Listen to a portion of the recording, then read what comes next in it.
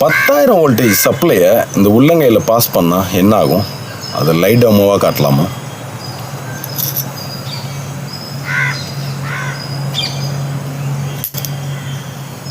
ஒன்றும் ஆகலை. நம்ம சாதாரணமாக வீட்டில் யூஸ் பண்ணுற இந்த லைட்டரில் 10,000 வோல்டேஜ் கிரியேட் ஆகும். இது எப்படி வேலை செய்யுதுன்னு தெரியுமா? இதுக்குள்ளே பீசோ கிறிஸ்டல் அப்படின்னு சொல்லி ஒரு கிறிஸ்டல் இருக்குது. இந்த பீசோ கிறிஸ்டலோட தன்மை என்ன அப்படின்னா, இந்த பீசோ கிறிஸ்டலுக்கு ப்ரெஷர் கொடுத்தோம்னா 2 எண்ட்லேயும் வோல்டேஜ் கிரியேட் பண்ணும். ஸோ இதிலிருந்து கிரியேட் ஆகிற வோல்டேஜோட அளவு கிட்டத்தட்ட 10,000 வோல்டேஜிலேருந்து 15,000 வோல்டேஜ் வரைக்கும் இதிலேருந்து கிரியேட் ஆகும். அதனால தான் இது நீங்கள் ப்ரெஸ் பண்ணும்போது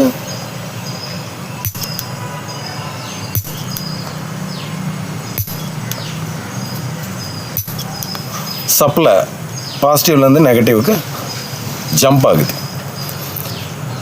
இந்த பீசோ கிறிஸ்டல் என்ன பண்ணும் அப்படின்னா, இந்த பீசோ கிறிஸ்டலில் பாசிட்டிவ் அண்ட் நெகட்டிவ் சார்ஜஸ் நல்ல பேலன்ஸ்டாக உள்ள ஸ்டோர்டில் இருக்குது. நம்ம இந்த பீசோ கிறிஸ்டலை அடிக்கும்போது அல்லது ப்ரெஷர் கொடுக்கும்போது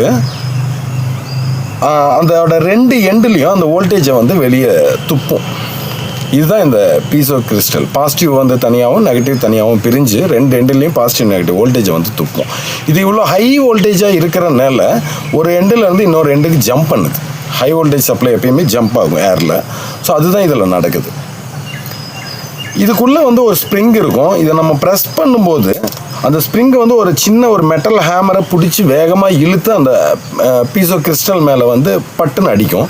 அதோட கம்ப்ரஸ்ட் ப்ரெஷர் கொடுக்கறனால, அது கம்ப்ரஸ்ட் ஆகிறதுனால அந்த இடத்துல வோல்டேஜ் கிரியேட் ஆகுது, ஜம்ப் ஆகுது. ஆனால் 10,000 வோல்டேஜ் சப்ளையை கையில் பிடிச்சும் ஒன்றும் ஆகலையே.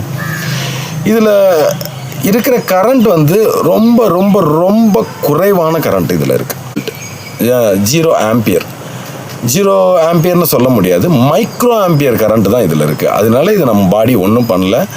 நல்லா தெரிஞ்சுக்கங்க, உங்கள் வீட்டில் ஒவ்வொரு நாளும் நீங்கள் கிட்டத்தட்ட 10,000 வோல்டேஜ் சப்ளையை சிங்கிள் ஹேண்டில் ஆப்ரேட் பண்ணிகிட்டு இருக்கீங்க.